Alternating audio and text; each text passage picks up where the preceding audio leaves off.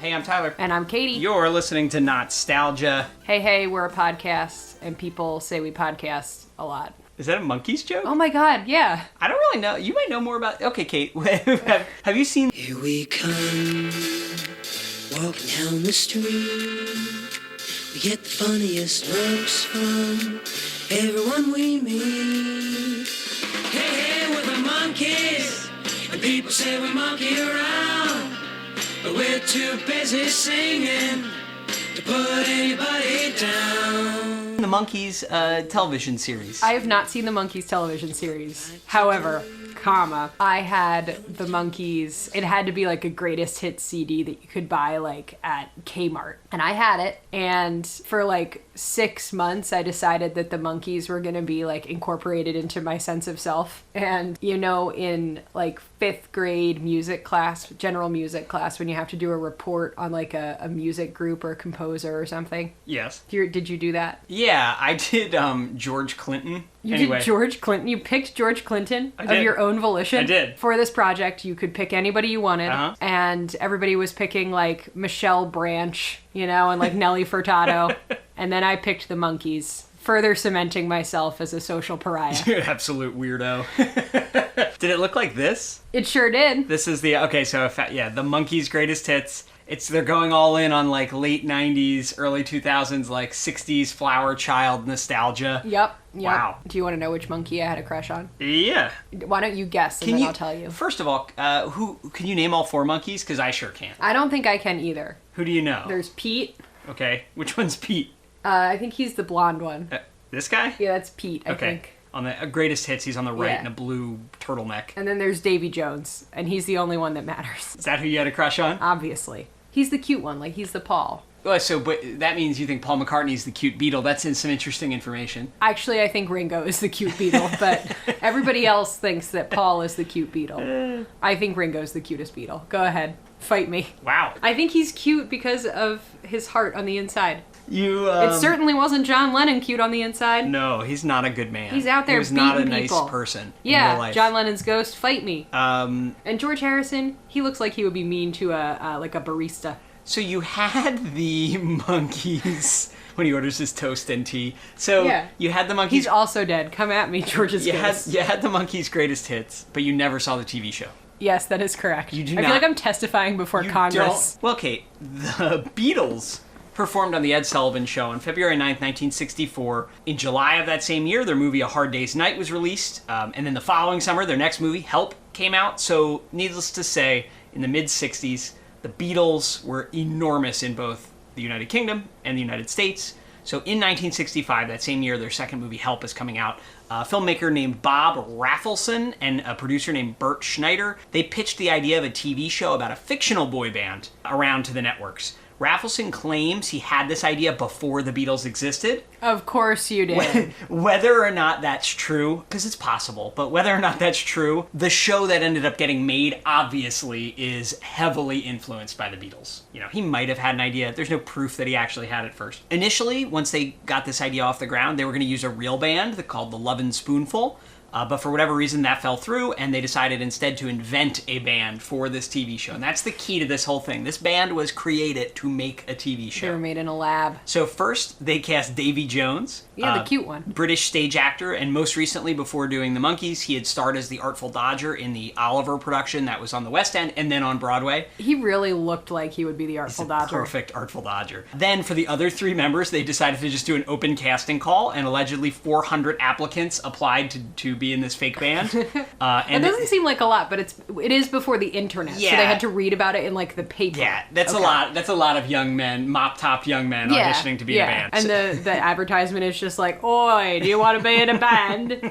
Come over." And then you got to figure out where it is. It's a whole thing. You got from those 400, they cast Mickey Dolenz. He was a child actor who had starred on the TV show Circus Boy. Circus Boy? Have you ever seen Circus Boy? I've never seen Circus Boy, but I know that Circus Boy Boy figures large in your family. Yeah, next time, and lore. just my dad watching it. Next time you're staying over at my parents' house, just like get up before 6 a.m. and go downstairs, and you'll see my dad watching Circus Boy. Amazing. So Circus Boy, that was Mickey Dolenz. He was an actor, primarily. The next was Michael Nesmith. He was an aspiring musician who had actually had a few singles prior to joining the Monkees. Also, the big trivia that everyone seems to share about him is that his mother invented liquid paper when he was 13. So he was sitting on the liquid paper fortune around the time he was being cast in the Monkees. Must have been a real squidgy fortune. And then the fourth member is Peter Tork. He was also an aspiring musician. So it was like the casting was like a mix of actors and musicians and musical actors like, what's his name? Like Davy Jones. So the TV show was developed in conjunction with an album. So they were going to put out a TV show and an album kind of simultaneously.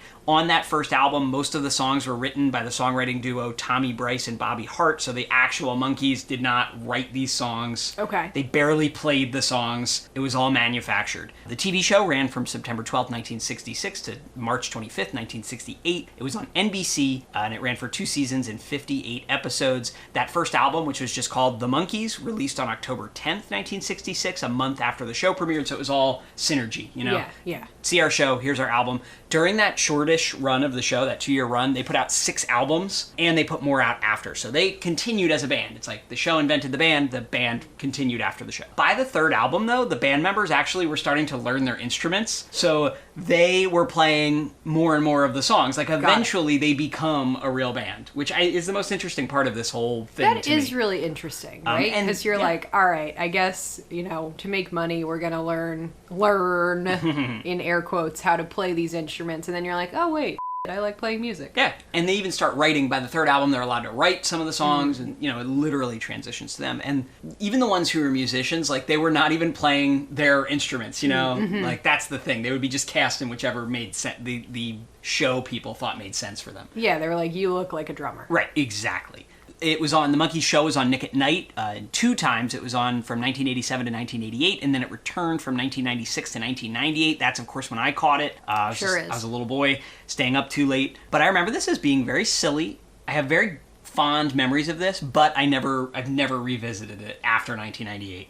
When I was, 7? So the thing I remember most about it is, like, it's very meta-fictional. They will, like, make a joke, and the Beatles were irreverent like this too. They certainly didn't invent this, a boy band being silly like this, but it's the first I think might have seen of some of these concepts of breaking the fourth wall. Okay. They would like reference like how bad the script for this episode was, and then go like through a door and like see the writers, like stuff like that. And that's what I remember most about being like, this is really interesting. So I liked it a lot, but not enough to ever watch it again. And I find it really weird. When I was writing these notes, I was thinking, I went through a huge Beatles phase when I was in 4th grade, which would have been 2002. But for whatever reason, even during that, I didn't think it was harder back then to go back to this stuff because you couldn't find it. But maybe I thought the Monkees were fake and only the Beatles deserved, whatever. So anyway, I remember it being a lot of fun. I'm excited to watch it with you. Also, this whole thing has stirred up the idea that we should probably do some of the Beatles stuff on this podcast, but some of their movies, live action or animated. We're going to watch 2 episodes. Season 1, Episode 3, Monkey versus Machine, and Season 2, Episode 22, The Monkees in Paris, sometimes titled The Paris Show. I figured that way we can use it to cap off France Month as well as a Nick at Night episode. So, 2 birds with 1 stone. Les singes. What's that mean? The Monkees. Oh. What is your name? Nesmith. What's yours? What? Thank you, Mr. Watt. And what's your first name? It's not what. Mr. Not Watt. And what is your occupation? Name is not what. I am computer DJ 61. Oh, you're a DJ. Look, I bet you got a great record collection. Some of these guys have an English accent, and then some of them do not have an English accent. Yeah, they're which not is really all... odd. I do like, what's his name's little hat? What is his name? I think that's Mickey Dolenz. I like Mickey Dolenz' little hat. All right, so now they're like, all right, one of us has to get a job so that we can pay the rent. So this show is just about a bunch of boys who get into hijinks. Yeah. And I love hijinks. All right, so there are 3 cuties and 1 decidedly not cutie unless he got jaw surgery. There's Mickey Dolenz. Mike Nesmith is the one with the hat. Cute hat. Why did I think Davy Jones was cute? He's really small, right? Maybe that's why. I love a short king. Like, there's nothing wrong with being small, but he seems like abnormally small. I love a small man. I really do. I don't even know how to explain what's happening right now. Yeah, Peter Tork's being interviewed for a job by a computer, like a crazy 60s computer, and they're doing kind of like a who's on first, Yeah. like, routine. It's actually pretty funny because, like, this is what it's like sometimes to deal with, like, a robo thing on the phone. Oh, 100%. Or like when you apply for a job and they upload your resume and then it's like fill in every single thing that's on your resume into these boxes and you're like, why? Why did I upload? Yeah, so this is very forward thinking, this bit. Now punch cards are shooting out of the computer. Mike Nesbitt has done an Uno reverse card on the computer. He's asking it questions and it can't answer. Just bursting into flames, a dangerous like prop. sparks shooting out of it. Yeah, they've like filled this 1960s computer with firecrackers and they're just setting them off. One corner of it is on fire. It's just very irreverent. It's just like a little zany show. I don't know if I could watch more of these. They'll like pause and put like text on screen. I mean, they clearly just learned how to do some of that. This is a toy company that they've tried to work at. Mike Nesmith is meeting all his new coworkers, but they're all robots, they're all machines, which is kind of funny. It's just so interesting. This episode is all about like the anxiety of like people's jobs being replaced by computers in the 60s. Circus Boy is sitting behind the drums, but looking like he's never seen a drum before or brushes. Why are they abducting all these little kids? They're driving on like a beach cruiser, the Monkees, and then they just picked up like a bunch of little kids, like 5-year-olds. It's really weird. And they're just driving around the beach with a bunch of 5-year-olds, and then they're running on the beach with a bunch of kids, one of whom is wearing a turtleneck. There's a bunch of kids in swimsuits, and then a kid in a turtleneck. Now they're playing on, like, the jungle gym. I'm just so confused. I mean, this is, like, your musical interlude, I guess. Yeah. But why are all these kids there? I mean, I think the idea is, like, if it were the Beatles, like, everyone loves the Beatles, so if the Beatles were on a beach... I guess. A bunch of kids would run over, and it would be, like, nice, I guess, that the Beatles are humoring them by playing with them. I guess. It is very strange. This is a big part of the show. It's like a music video, basically. Now someone's on a horse. Davy Jones is riding a horse with a little girl. I don't know what's happening. They got unicycles with training wheels, which is actually hilarious. Really helpful, actually. You ever tried to ride a unicycle? It's very hard. I feel like these boys invented, like, it's like the precursor to a skate video. Right? Yeah, kind of. Right? They're riding around on these unicycles with training wheels, and they're hitting each other with golf Yeah, clubs. it's kind of like Jackass. Incredible. And as we know, Jackass belongs in the Criterion Collection, so... Yeah, now they're on, like, weird motorcycles doing dangerous stunts. Yeah. Not really. They just stood up on their motorcycle, that's all, but still. And you know there's, like, no stuntman budget, you know?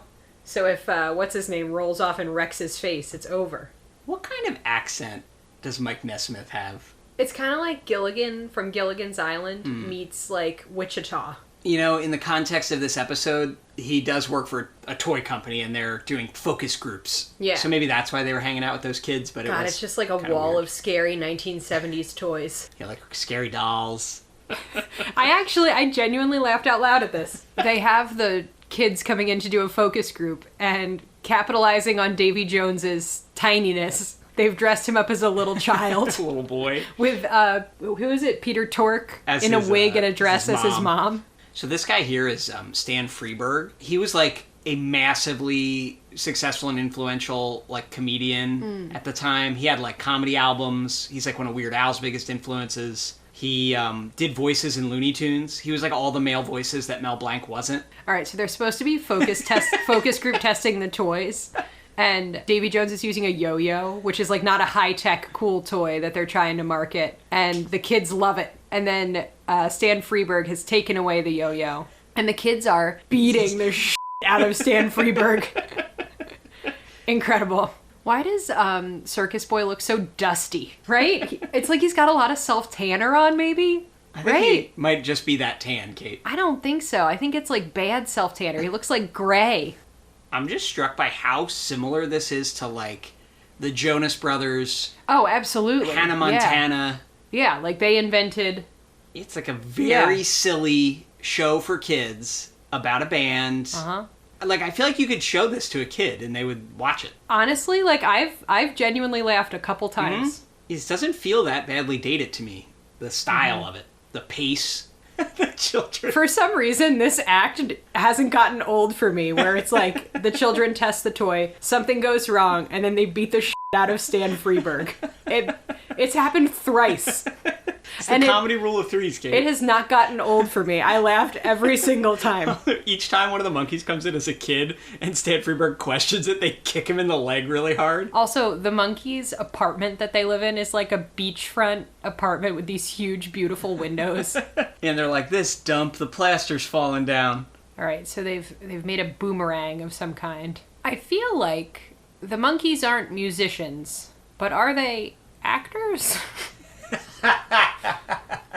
They do have good chemistry, right? Like, yes. All four of them have like pretty good on-screen chemistry, right? Yes. Sometimes their delivery, though, is not great. But like, was it just the 60s? You know what I mean? No, they're just not great actors. Okay, just checking. And it's just like the insane zaniness of this show, I think, makes up for it sometimes. Yes. Because, like, the editor can step in and add a joke, you know? Yeah. The creators who made this, though, they went on to make, like, Easy Rider and stuff. Like, or at least produce it. Also, they have Davy Jones lifting a pickaxe in this dream sequence where they're all construction workers. And he can't get it over his shoulder. He's so small. I don't think he's doing funny acting. I adore it. He was really trying to move it. Look at Davy Jones. Total Artful Dodger. He's always in Artful Dodger mode. This is why they were cast, though, so they could, like, pal around in construction outfits and be silly. They literally invented Jack. They're not forklift certified, and here they are driving a forklift. Oh, here they are finally playing some music. No, they're not. Oh yeah, this is the first time we've seen anyone with an instrument, like, actually playing, besides just, like, tooling around. Quote unquote, actually. Davy Jones has a tambourine and maracas. There's no physical way he can play both. He's a one-man rhythm section. He really is. I know they're not supposed to be, like, singing to this right now, but Pete, I keep calling him Pete Davidson. Peter Tork is, like, licking his lips while the vocals are going. Why are they farmers now? It's incredible. I guess this show is just... I guess it's, like, telling them which jobs they should have, the computer. Yeah, it's like an aptitude machine, and we're seeing here they are as firefighters blasting people with a hose. This is just a show you watch when you're a little girl to look at cute boys. Yeah. Like, right? Like, that's the whole point. I actually think Mike Nesmith is cuter than Davy Jones, but we know I love a short king. Why are the cereal boxes on screen? It's obviously their personality cereal. Peter Tork is a total Applejack. Oh, I think I forgot in the notes somewhere that, I think Kellogg's, like, was instrumental in getting this show made. Because over the credits, they're just showing Kellogg's products over pictures of the Monkees. All right, so the highlight of that was Stan Freberg, I think. I mean, the Monkees are cute. They're fun. They have a good time. Nothing ever goes wrong in the land of the Monkees, you know? They still somehow were able to pay their rent, even though they all got fired from all their jobs, you know? Davy Jones is just so shiny. This is some anti-computer panic. All right, Kate, let's see what Paris was like in 1968. A dream. 16 shows straight now. Man, I mean, know, every time we start up a show, you start on the monkey and you pull back, we're doing Yeah, something not- on the table. tall Out of a guy, possible 11 shows. There's always a tall heavy and a small heavy. Man, you're not being fair. You see one Isn't monkey episode, funny you see anymore. all the monkey episodes. Man, it's Come on, all man. the The same. scare is very funny. Try I'm the not scare. gonna- Come on. let's go. Hey, man. No, No, Jim, it's man. funny to you because you have... Well, It's how do you not think I funny. feel? I've direct the Let's same show. split. We're going to take a vacation, Yeah, and right. you work the show out, Right. because we're not going to be Where here should we go, anymore. guys? We'll see you later. To, Paris. Paris. Oh, We're going to Paris. Wow. Paris. Here we What come, do you- Paris. Paris. Fellas, hey, come on, guys. What is this? I mean, you got 60 guys on the set. Artie. Boys. Let's come in for a close-up on the monkey. All right? Mike Nesmith has grown these absolutely enormous sideburns. It's all a little different now. Circus Boy has gotten into turtlenecks. Peter Tork's looking real groovy. And Davy Jones is still small. All right, so the Monkees have just decided they're going to Paris. They're overworked. They're going to go have a fun time. They literally left the set of Yep. this TV show. A lot of fast motion. I love fast motion from the 60s. It's absolutely whack. This is a lot like Jack.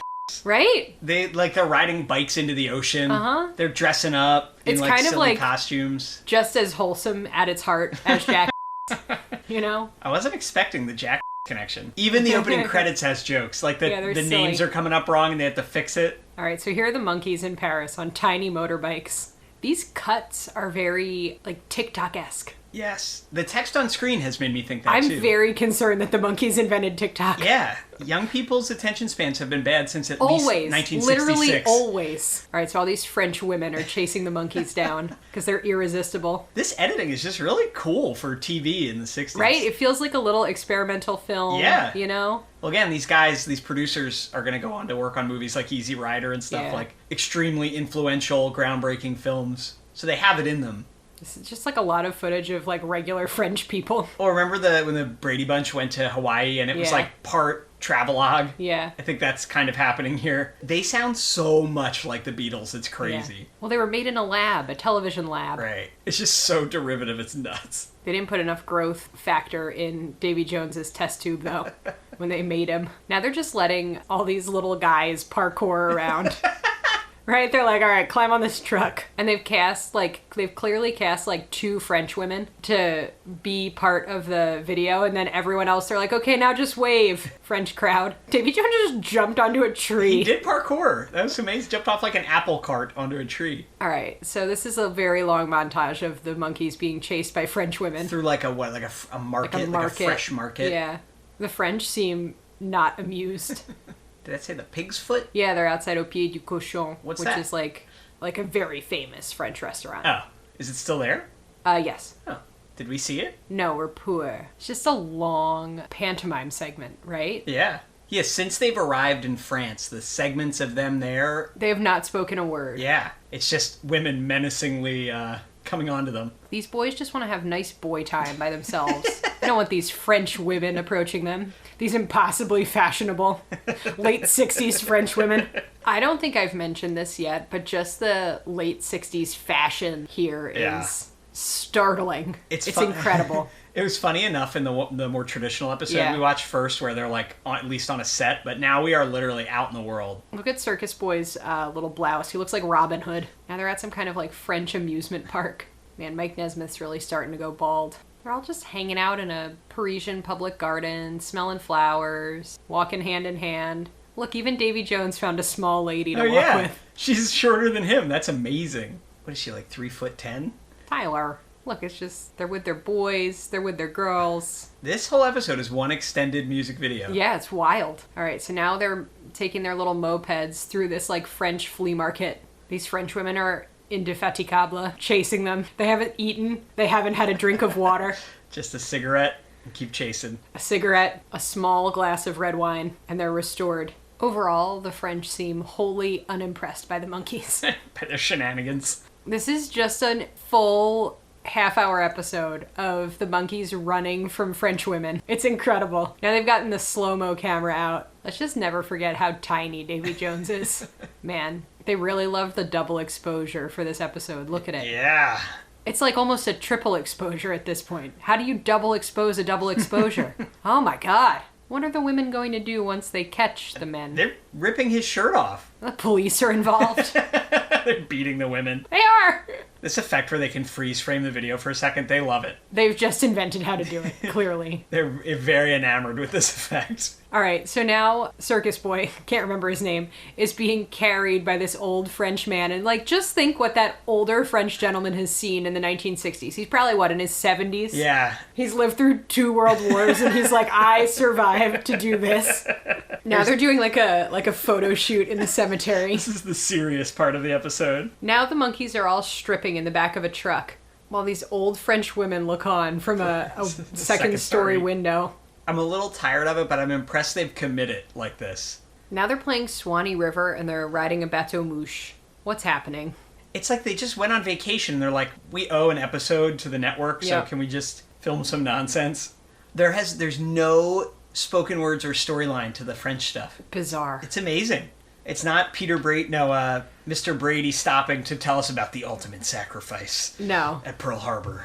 This is realistic in a different way, that youth have always been silly. Oh, God, look at that Chanel bag that woman was carrying. Just absolutely effortless. I know you're happier to see old-time swimwear on the Monkees, but... The Monkees are wearing like a late 1960s Chanel bag. Oh, I could die. This is basically just like home movies. Yeah. Here we go, the Eiffel Tower. Going up the Eiffel Tower. I'm just unclear about the relationship between the Monkees and these girls. I think do they want the chase? Because they keep letting themselves get caught, and then they have a grand old time, and then they're being chased again. Yeah, I think that's the fun. Are there no words because the Monkees don't speak French? Yeah, actually, I hadn't thought about that. This represents the language barrier, and that they could still have zany fun even without speaking a word to these women. Are you salty that when you went to the Eiffel Tower, we walked for 40 minutes to get there, and then it turned out it was closed because the workers were on strike? No, as a proud union member, I have to stand in solidarity with striking workers, and it was the most French thing to ever happen, and I adored it. Podcaster union, local, Now they're playing the 1812 Overture over the Monkees kissing a bunch of French women. All right. Oh, they're the police. Yes. I didn't even notice that. The police are the Monkees. Yes. Then she turned away and said, once I loved, but love is dead. And I whispered, sometimes love is only sleeping. What did we What the just hell watch? did I just watch? Whoa. I keep forgetting Mickey Dolenz' name. Stop calling him Circus Boy. I know. And I keep wanting to call Pete Tork. You've got a lot of names for him. Pete You call Davidson. him Pete Davidson. Pete Doctor. All right, this version of the closing credits doesn't have the Kellogg's cereals on it. And I'm kind of sad about it. I don't know if they were still sponsoring them. God bless Gene Ashman from the wardrobe department. More than anything, this is just should be shown in every marketing class in the country of like you can brute force a cultural like trend, like Absolutely. You can reverse engineer a band. You can you can just invent it, and then people will like it. That was wild. That was a little wild, I'm not gonna lie.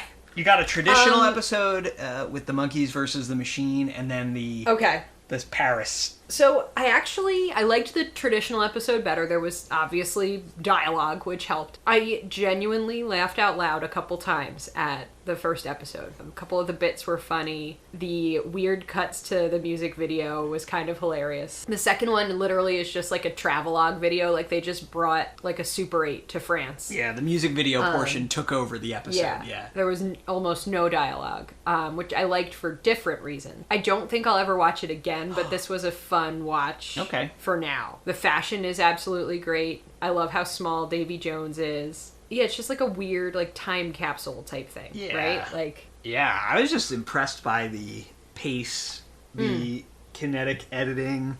You said it was like TikTok. It really is like. I do like that they invented both TikTok and Jackass. The Paris episode did feature a little bit of that meta humor, but it didn't make me laugh that much. It seemed almost like too real. Like the Monkees were complaining to the director about like the poor quality of the contrived plots, and it did not feel like a joke. Like it felt like that was a real conversation they had. I don't know. Anyway, that was very interesting. I thought it was fun. I thought it was like real cute. This stood out on Nick at Night, obviously. Yeah, oh, definitely. Compared to your I Absolutely. Love Lucy, your Donna Reed show, and then like this absolute insane. Well, yeah, this feels more like like a weird experimental film. Yeah. Half the time. Also, just interesting to see it like definitely lay the groundwork for all of the. Most of these are after our time as kids, but like all of the kids musician comedy sitcoms, like we mentioned, this sort of Disney Channel and Nickelodeon thing. Anyway, it was pleasant. It was very interesting, but like you, I don't think I'm in a rush to watch them all. But it was certainly fun to watch them for one day. Tune in next week. I guess that's it for France stuff. Aw. Kiss it goodbye, Kate. Au revoir.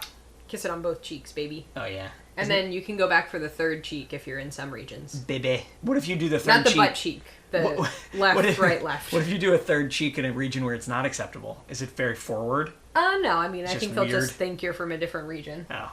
Or I think they know what region we're from, not France. No one. one time I was mistaken for a German tourist, and it was one of the best days of my life. Who would have thought baseball caps don't make you blend in? You need them. Like an itch that won't go away. You've got the Monkees on your back. Hey, we're the Monkees. We really are the Monkees. All day you crave them. I grow impatient. I grow daffodils. And when it's finally 6 o'clock, It's time for the Monkees. I wonder if anybody around here's got a television set. get the Monkees on your back. Weekdays at 6, 5 Central on Nickelodeon.